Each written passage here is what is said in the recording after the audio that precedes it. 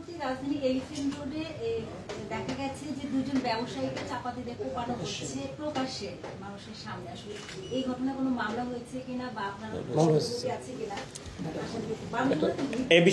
এ বিষয়ে আমাদের মামলা হয়েছে এবং আমাদের যে ভিডিও ফুটেজ সেটা অ্যানালাইসিসের কার্যক্রম করে আমাদের বিভিন্ন গোয়েন্দা তথ্য বিশ্লেষণ করে সম্পৃক্তকে শনাক্ত করার কার্যক্রম অব্যাহত আছে এবং আমরা বিশ্বাস করি, আশা রাখি যে আমরা এটা শনাক্ত করে আমরা তাদেরকে আইনের আওতায় আনতে পারবো।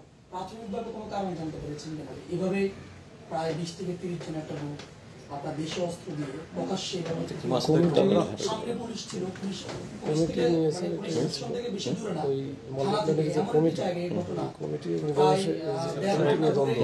মাসুদকে বলুন, আমাদের এখানে ডিসি রমনা উপস্থিত রয়েছেন। আমরা তো গতকালকে মামলাটা রুজু হয়েছে। এইখানে প্রাথমিকভাবে যেটা মনে করছি, আমি যে ভিক্টিম তার সাথে কথা বলেছি, তো তার এই 1 মাস আগে ওইখানে একটা নির্বাচন হয় মাল্টি প্ল্যানের, যেটা নির্বাচনে এই যে এখন যে ভিক্টিম সে হচ্ছে জয়েন্ট সেক্রেটারি পদে নির্বাচিত হয়েছে, তার সাথে সভাপতিও আছে। এরা দুইজনই বেরোচ্ছিল, দীপু নাম আর এয়াদেশা। তো এদের একটা এই নির্বাচন সংশ্লিষ্ট ওইটার ব্যাপারে একটা বিরোধ আগে থেকেই ছিল। এটা হতে পারে, প্রাথমিক ধারণা করতেছি এই বিরোধ থেকে হতে পারে, আবার অন্য কারণও হতে পারে। আমরা না ধরা পর্যন্ত আসলে এটা ফুল মোটিভ আমরা আসলে বলতে পারবো না, এটা একটু আমরা চেষ্টা করতেছি।